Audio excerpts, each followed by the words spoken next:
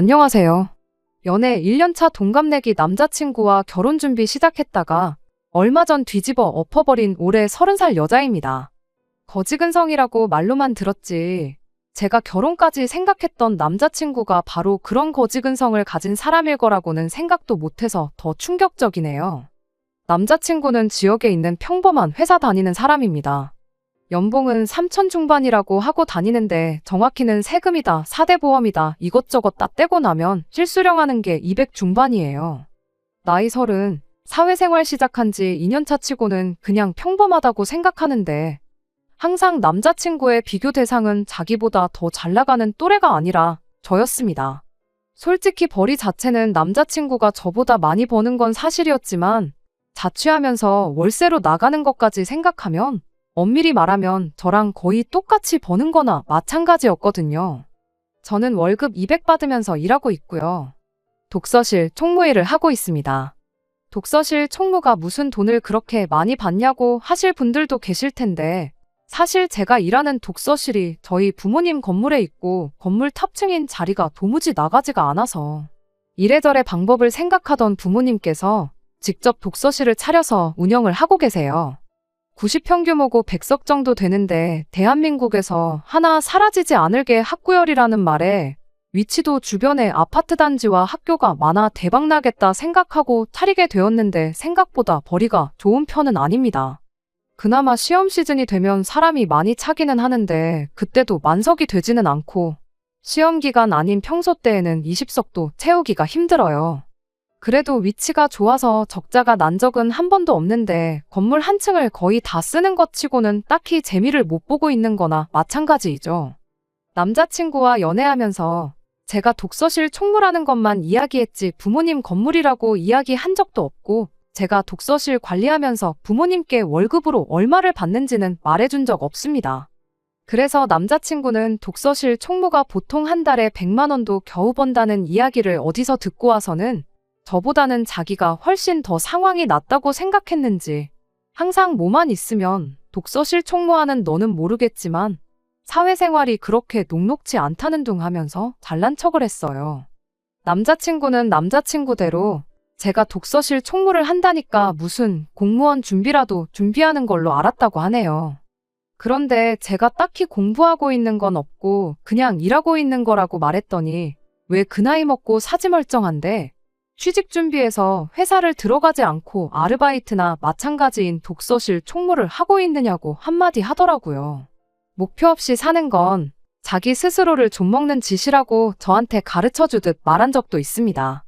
솔직히 그때 홧김에 건물이 우리 부모님 거고 내가 월급 받는 거랑 부모님이 용돈 쓰라고 주는 것까지 하면 너보다 헐 낫다 한마디 쏘아붙여주고 싶었는데 괜히 사소한 걸로 싸우고 싶지도 않았고 사실 따지고 보면 부모님 덕분에 제가 편하게 지내는 건 사실이니 굳이 반박하고 싶지도 않았습니다. 그리고 연애 초반인데 우리 부모님이 사실은 건물주다. 이런 것도 자랑하고 싶지도 않았고요. 무엇보다 그런 걸로 싸워봤자 저도 똑같은 사람 되고 유치한 거라고 생각했거든요. 그래도 잘난 척 하는 거 외에는 기본적으로 성실하고 저한테도 잘했기 때문에 연애를 계속 이어왔습니다. 그리고 얼마 전 남자친구한테 청혼을 받게 되었어요. 사실 청혼은 너무 갑작스러웠습니다. 둘 다 나이가 30이다 보니 결혼을 생각할 나이기는 했는데 정말 생각도 못한 타이밍에 결혼 이야기를 꺼내왔으니까요. 그래도 그동안 만나오면서 좋은 모습을 보여줬고 의외로 믿음직한 부분도 있어서 저도 그 청혼에 응하게 되었습니다.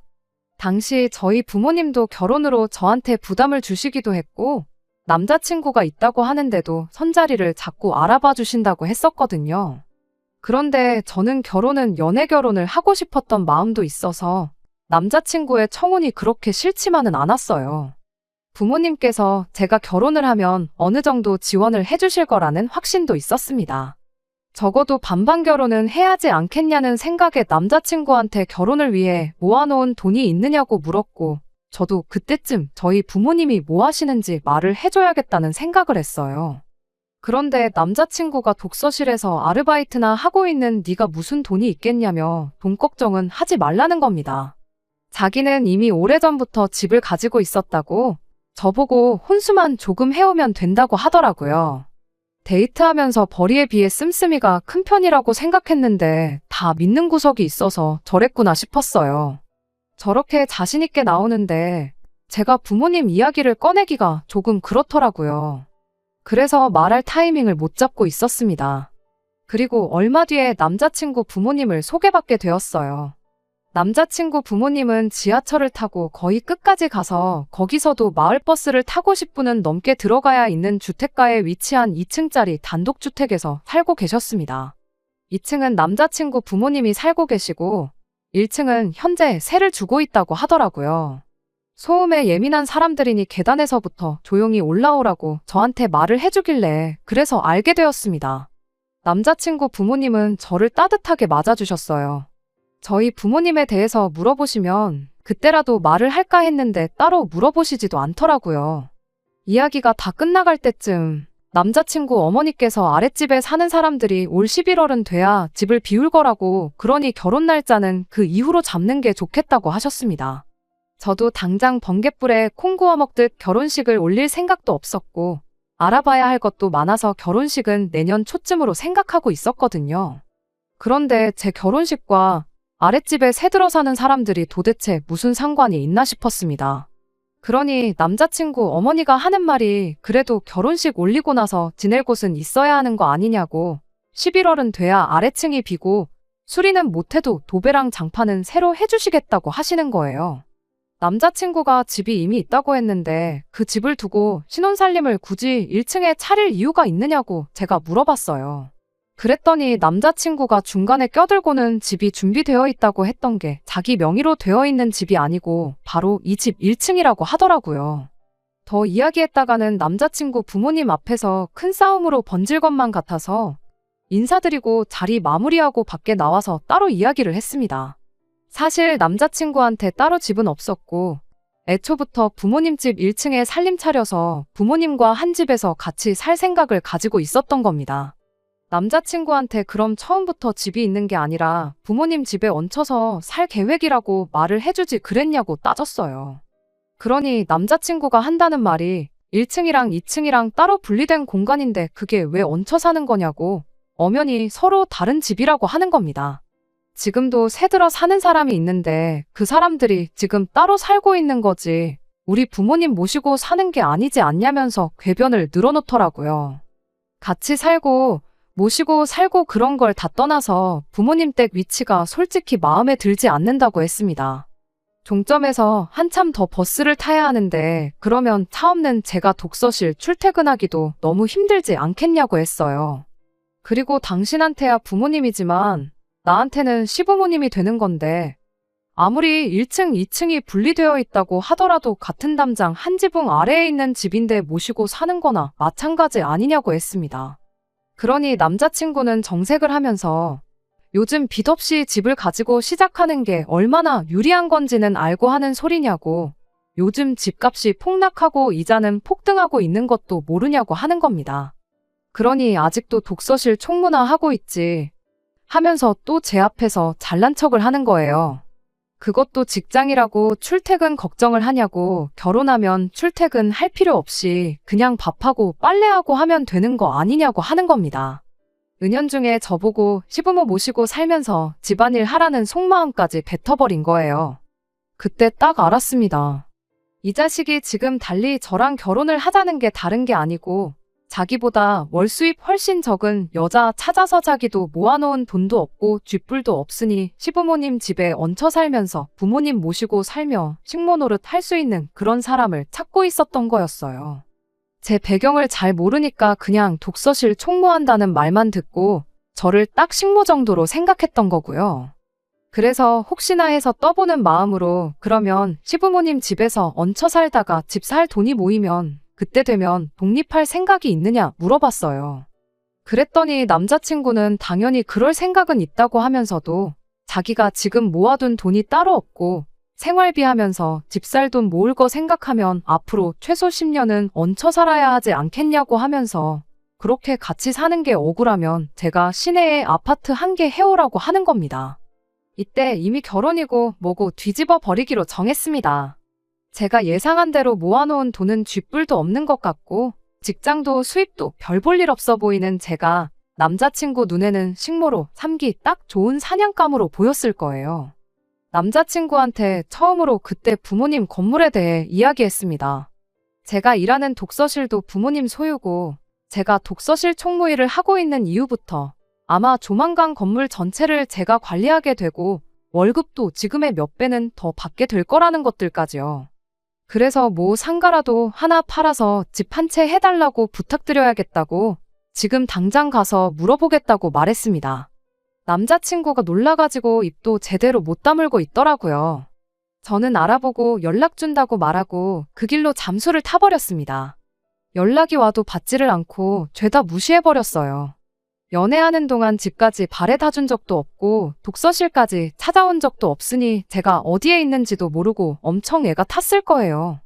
잠수 타고 2주쯤 지났나? 독서실 문이 열리고 누가 들어왔는데 그게 남자친구였습니다.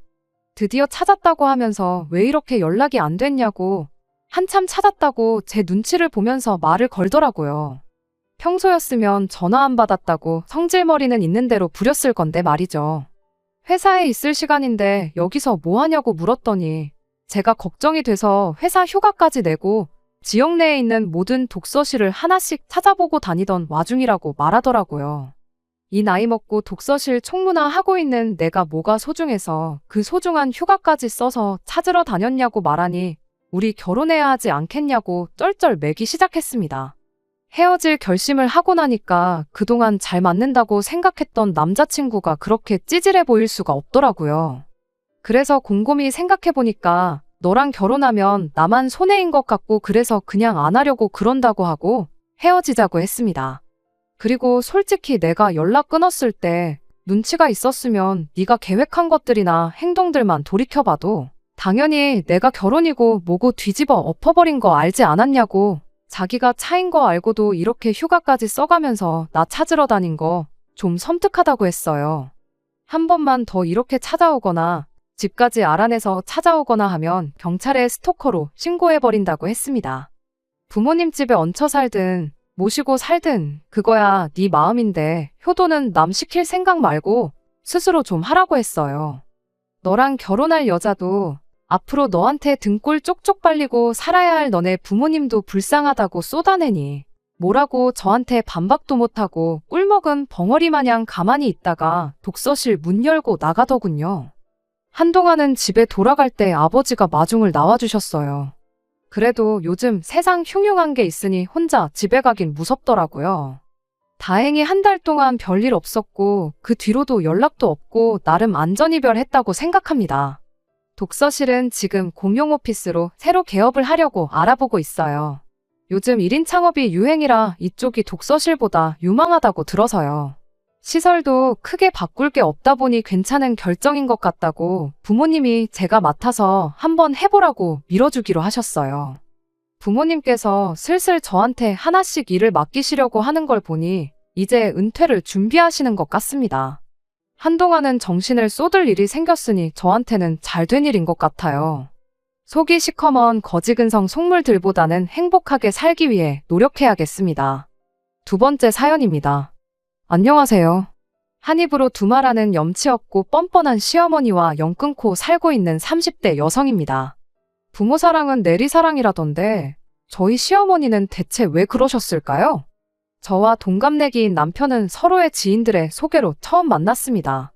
28살 나이에 연애를 시작했고 이후로 4년간 쭉 인연을 이어오게 되었지요. 이후로 저희는 결혼 전 4년의 시간을 함께 보냈습니다. 짧다면 짧고 길다면 긴 그 시간 동안 남편도 저도 직장에서 어느 정도 자리도 잡았고 서로에 대한 굳은 믿음도 생겼지요. 그래서 남편이 먼저 결혼 이야기를 꺼냈을 때 그 자리에서 좋다고 했습니다. 그리고 얼마 후 양가 부모님께 인사를 드리러 가게 되었지요. 처음에 시댁에 갔던 날이었습니다. 그곳엔 어머님뿐만 아니라 신우도 있었지요. 신우는 남편보다 6살이 어렸는데 남편 말로는 애교가 많고 착하다대요. 게다가 남편하고 사이도 좋은 것 같아서 저도 신우와 친해져서 잘 지낼 생각이었어요. 하지만 어째서인지 신우는 처음부터 저에게 호의적이지 않았습니다. 왜, 눈빛만 봐도 저 사람이 나를 좋게 보는지 안 좋게 보는지 느낌이 오잖아요. 하지만 그때 당시에는 제가 일단 어머님께 잘 보여야 한다는 생각에 매우 긴장한 상황이었거든요. 그래서 신우의 그 예의 없는 행동에도 기분이 나쁘다 정도로만 생각했지. 나한테 왜 저럴까 그런 생각은 깊이 하지 못했습니다. 대응은 더더욱 생각도 못했고요. 한편 그날 알게 된 뜻밖의 사실 하나는 남편의 월급 관리를 어머님이 하고 계셨다는 거예요. 남편이 제가 어떻게 생각할지 몰라서 제가 자길 혹시 마마보이로 볼까봐 말을 못했답니다. 그러면서 한다는 소리가 아버님이 돌아가신 이후로 어머님이 당신은 아무 쓸모도 없는 사람이라며 자책을 많이 하셨다고요. 그러다 한 번은 남편더러 당신이 월급 관리를 해주고 싶다 하시더래요. 남편은 솔직히 어머님께 맡기고 싶은 생각은 없었지만 어머님이 모처럼 의욕을 보이셨던 일이라 자기가 차마 거절하지 못했다며 그러면서 남편이 저에게 단호하게 말하대요. 결혼한 이후에는 자기 월급 관리는 무조건 저에게 맡길 거라며 그러니 이 일로 이상한 생각이나 오해는 하지 말아달랍니다. 어머님이 얼마나 모아두셨는지 아냐고 남편에게 물어보니 어머님 말씀에 의하면 1억 정도 될 거랍니다. 저는 제가 모은 돈은 8천 정도 있었고 친정에서 6천을 보태주시겠다는 상황이었고요. 하나뿐인 딸이 고생하면서 시작하는 거 보고 싶지 않다고 하셨거든요. 그래서 저희는 대출까지 받는다는 전제하에 3억으로 예산을 잡고 집을 알아보기 시작했습니다. 이후로 주말이고 평일이고 구분 없이 매일매일 발품 팔고 송품 팔기를 한 달, 다행히 저희 마음에 드는 아파트를 발견했어요. 보고 간 사람이 여럿이란 말에 마음이 급해졌고 당장이라도 계약금을 걸어야겠다 싶었지요. 그런데 그때 남편이 어머님하고 일단 상의를 먼저 해야 하지 않겠냐대요. 덧붙이기를 꼭 어머님 말씀을 따르자는 건 아니지만 그래도 상의하는 척이라도 해야 제가 어머님께 점수 좀 따지 않겠냐는데 그 말이 듣기에 좀 거북하기도 했고 마음은 마음대로 바빠서 내키지가 않았어요. 하지만 하도 남편이 저를 위해 그런다는 식으로 말을 해서 결국 남편 말대로 하게 되었습니다.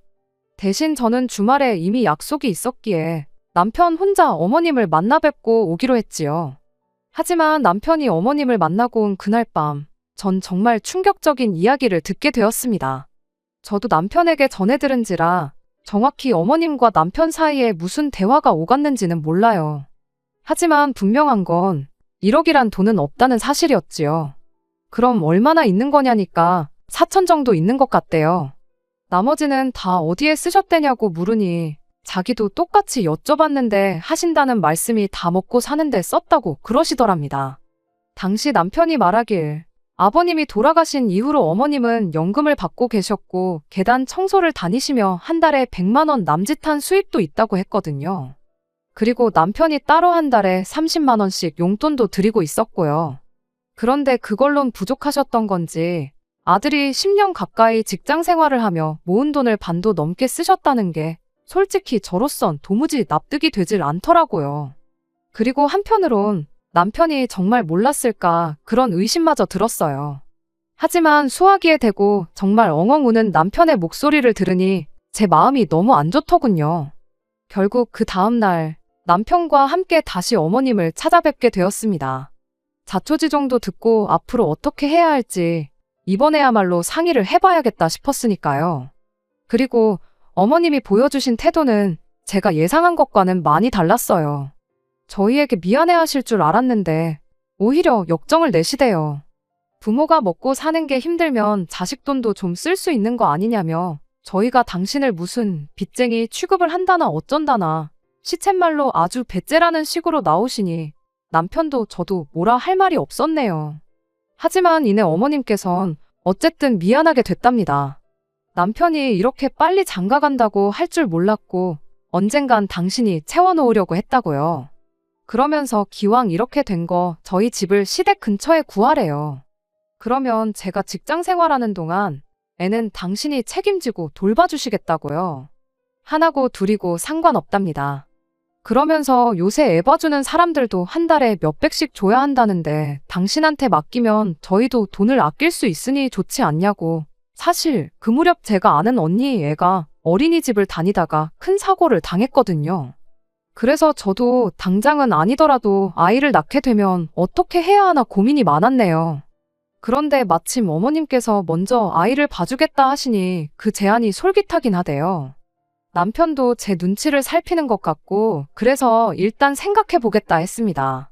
처음 며칠 동안은 친정 부모님께 말도 못하고 고민을 많이 했어요.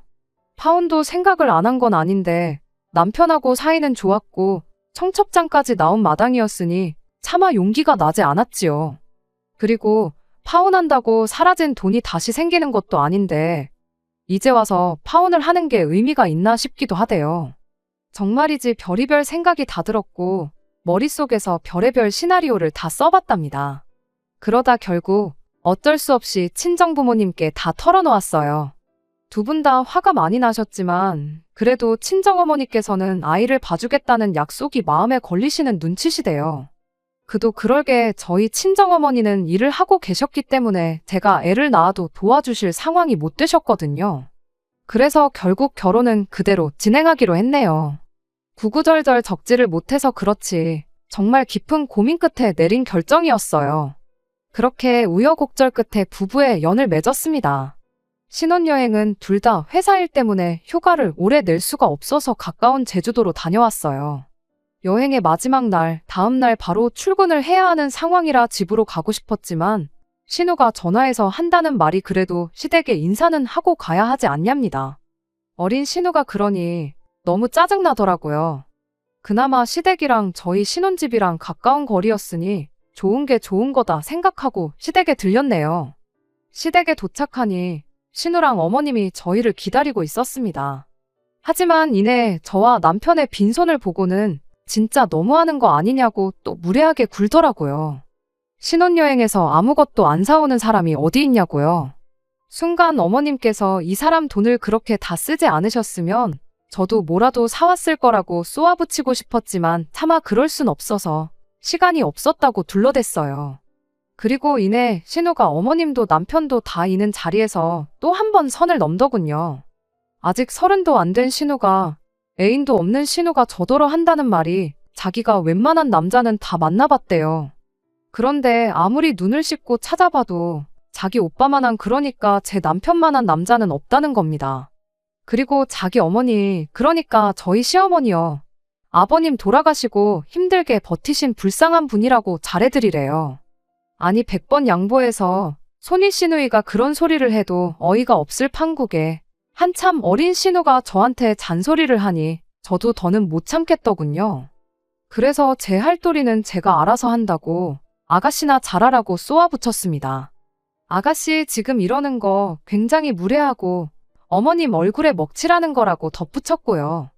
그러자 신우가 얼굴이 벌개져서는 아무 말도 못하고 저를 노려봤고 어머님도 마찬가지셨어요. 아무리 신우가 저보다 아랫사람이어도 어머니 믿는 자리에서 신우한테 그렇게 말하는 며느리가 어딨냐입니다. 그래서 저도 어머님 떨어 그러면 신우가 먼저 함부로 말할 때 따끔하게 혼을 내주셨어야 하는 거 아니냐고 받아쳤어요. 그러자 남편이 나서서는 이건 신우가 잘못한 거라면서 어머님더러 신우 너무 감싸고 돌지 말라며 상황을 정리하대요. 결국 한 30분도 못 있고 신혼집으로 돌아왔습니다. 짧은 시간이었지만 피곤이 2배, 3배로 늘어난 느낌이었지요. 남편은 신우가 아직 생각이 어려서 그렇다며 저더러 좀 이해를 해달라는데 제가 그런 식으로 벌써부터 신우 감싸고 돌 거면 이 결혼 무른다고 했네요. 그랬더니 남편이 금세 미안하답니다. 그리고 그런 남편에게 제가 어정쩡하게 중간에서 잘하려고 하지 말라고 다시 한번 선을 그었네요. 저희 부부는 4년이란 시간을 만났고 아이도 둘은 낳고 싶었기 때문에 따로 신혼은 갖지 않기로 했어요. 게다가 어머님이 당신이 하나건 둘이건 봐주신다 하셨으니 직장에 대한 제 걱정도 사라졌고 그래서 하루빨리 아기 천사가 찾아와 주기만을 기다렸지요. 하지만 어머님께서는 언젠가부터 걸핏하면 허리가 아프다, 손목이 아프다, 여기저기 안 아픈 곳이 없으셨어요. 어머님이 계단 청소를 하고 계시기도 했으니 자식으로서 그런 소리를 듣고 걱정을 안 할 수가 없잖아요. 하지만 신우는 생전 어머님 모시고 병원 한번 가볼 생각을 안 하길래 저희가 모시고 정형외과부터 다녀왔습니다. 그런데 의사 선생님 말씀이 원인을 못 찾겠다고 하시대요. 엑스레이를 찍어봐도 그렇고 뭐 별다른 이상이 없다고요. 그리고 한의원에서도 진맥을 해봐도 딱히 큰 문제는 못 찾겠다 하고, 그러니 남편이나 저나 자식 입장에서 속이 터지더라고요. 그렇게 2달 정도 지났을 때였습니다. 어머님 댁에 드릴 게 있어서 잠깐 들렸는데 현관은 열려있고 설마 무슨 일이라도 있나 싶어서 집 안으로 들어가니 다행히 화장실에서 물소리가 나더라고요. 어머님께 제가 들어왔다고 인기척을 하니 어머님께서 허겁지겁 몸에서 물기도 안 닦고 나오시더라고요. 그리고는 저를 막 밀어내시는데 순간 생각지도 못한 물건을 보게 되었습니다. 그건 바로 골프채였지요. 골프채 한두 개가 아니라 세트에 집안에서 연습할 수 있는 인조잔디 매트까지 거실에 나와 있더라니까요. 순간 배신감이 들더라고요. 저를 밀어내는 어머님을 향해 버티고 서서는 저게 다 뭐냐고 물었습니다. 여기저기 안 아픈 데가 없으신 양반이 이게 다 뭐냐고요. 그랬더니 누가 줬다는 거예요. 어이가 없어서 그래도 뭐 제가 형사도 아니고 어머님을 취조를 할 수는 없잖아요. 하지만 그제서야 머릿속에서 퍼즐이 맞춰지더군요. 왜 어머님이 종종 골프 브랜드 옷을 입고 계셨던 건지, 시댁에만 오면 골프 채널을 보고 계셨던 건지. 솔직히 어머님이 골프를 치시건 축구를 하시건 그거야 제가 뭐라고 할 일이 아니지요. 오히려 건강하시다는 뜻이니 감사해야 할 일이고요. 그런데 자꾸 그 6천만 원, 그 피 같은 아까운 남편 돈으로 골프를 치고 다니신 건가 그런 생각이 드니까 속에서 열불이 나더라고요. 저희는 그 돈이 없어서 대출도 생각보다 더 받았고 그래서 다달이 나가는 이자도 많은데 그래도 어머님한테 골프를 치지 말라고 할 수도 없잖아요.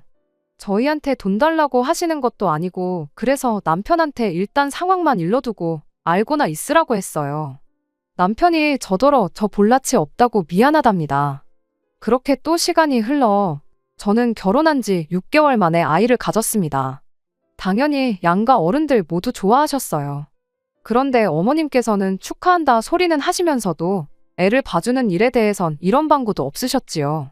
솔직히 불안한 생각이 들긴 했지만 그래도 당신이 먼저 하신 말씀이 있었으니 결국엔 약속을 지켜주시리라 믿었습니다. 그러다 출산일이 다가오면서 제가 회사에 출산 휴가를 냈는데 문제는 그때부터였어요. 어머님도 여기저기 쑤시고 아파서 맥을 못 추시겠다며 무조건 입원을 하시겠다고 고집을 피우셨거든요. 그런데 병원이 뭐 입원시켜달라고 무조건 해주는 게 아니잖아요. 결국엔 입원은 못하시고 그저 저희 볼 때마다 앓는 소리 죽는 소리만 해대셨습니다. 어머님의 꾀병이 심각해진 무렵 전 예정대로 건강한 아이를 낳았습니다. 그리고 출산휴가도 끝을 향해 달려가고 있었지요.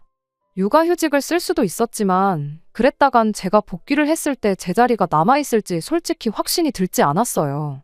그래서 남편과 상의 끝에 어차피 어머님이 봐주신다 했으니까 회사에 복귀하는 쪽으로 결론을 내렸네요. 그런데 그 소식을 들으신 어머님께서 노발대발 난리가 나셨습니다. 회사에서 멀쩡히 휴가를 주는데 왜 안 쓰냐면서 기어이 늙은 시애미를 고생을 시켜야 직성이 풀리겠냐고요. 황당해서 어머님이 먼저 애를 봐주겠다 하시지 않았냐. 그래서 집도 시댁 근처에 구하라 하셔놓곤 이제 와서 왜 딴소리를 하시냐고 저도 받아쳤습니다. 그랬더니 어머님께서 사람이 어떻게 약속을 다 지키고 사냐대요. 약속은 원래 깨라고 있는 거라나요. 초등학생들이나 할 법한 소리를 하시는 어머님을 보고는 더 이상 대화를 할 가치가 안 느껴지대요. 그래서 알겠다고, 안 맡긴다고 대신 저희 애 볼 생각은 꿈도 꾸지 마시라 소리를 질러버렸네요. 하지만 어째서인지 제 눈에선 눈물이 쏟아졌습니다. 분하고 서운하고 여러 가지 감정이 들었거든요. 제 자신이 바보 같기도 했고 돈 생각도 나고 그냥 복잡했어요. 그런 저를 본 남편도 생각이 많아진 듯 했습니다. 그러더니 어머님더러 그러면 그냥 6천만 원 달라고 하더라고요. 그 돈 대신 애 봐준다고 해서 넘어간 건데 이렇게 나오시니 참 곤란하다면서 그냥 자기 몰래 쓴 6천만 원 달라고 그래야 나도 처갓집에 면이 서지 않겠냐고 조용히 따지는데 제 남편이지만 무섭더군요. 그러자 어머님께선 당신을 갖다 팔랍니다. 먹고 죽을래도 6천만 원 없다고요. 그러자 남편이 알겠다면서 그러면 그냥 앞으로는 안 보고 살자고 그러대요. 자기 어머니지만 이렇게 이기적이고 뻔뻔한 양반인지 몰랐다면서 자식으로서 너무 실망스럽다고 서로 더는 보지 말고 살자는 말을 어찌나 담담하게 하던지 남편을 말려야 하는 거 아닌가 그런 생각까지 들었지요. 집으로 돌아오는 길에 남편이 저한테 정말 미안하답니다. 그러면서 일단은 육아휴직을 쓰자고 그러대요. 복귀를 못해도 이직은 할 수 있지 않겠냐면서 그냥 자기가 다 미안하답니다. 그런 남편한테 차마 뭘 따져 물을 수가 없었어요. 그리고 이후로 시댁과 연락을 하지 않고 지내고 있어요. 신우가 일방적으로 어머님과 자기 소식을 문자로 알려오긴 하는데 잘 읽어보면 돈 달라는 소리여서 적어도 저는 대꾸도 안 하고 있네요. 남편도 저한테 용돈을 받아 생활하는 입장이라 딱히 어쩌지는 못하고 있을 거예요. 아, 그리고 다행히 친정어머니께서 하시던 일을 정리하시고 육아를 도와주고 계십니다. 이제 한참 쉬면서 놀러 다니실 때인데 무슨 아이까지 봐주시냐고 사랑구에 쓰면 되는 거니 그러실 필요 없다고 했는데 어머니께서 이쁜 손주 보는데 오히려 당신이 우리한테 돈을 주셔야 할 판이라며 걱정 말라고 하시더라고요. 어차피 사람을 써도 월급이 나갔어야 했던 거니 남편이 먼저 친정어머니께 그럼 매달 한 200만 원씩은 드리자고 해서 그렇게 하고 있어요. 어디 볼 일이 있거나 약속이 있으시면 그럴 때마다 일당으로 아이 봐주시는 분들 구해서 친정어머니 시간도 따로 챙겨드리고 있고요. 아이는 어린이집 보낼 나이가 되면 어린이집에 보내기로 했어요. 걱정이 되긴 하지만 남들도 다 보내고 있고 언제까지 친정어머니 도움만 받을 수는 없으니까요. 시어머니가 욕심을 조금만 덜 내셨더라면 약속만 지켜주셨다면 아마 똑같이 누리셨을 텐데 당장 골프장 몇 번 다니시려다가 그렇게 자식과 연까지 끊게 된 시어머니. 언젠간 크게 후회할 날이 찾아오면 좋겠습니다. 끝까지 들어주셔서 감사합니다. 오늘의 사연은 여기까지입니다. 구독과 좋아요, 알람 설정 부탁드리고 더 좋은 사연으로 다시 찾아뵙겠습니다. 감사합니다.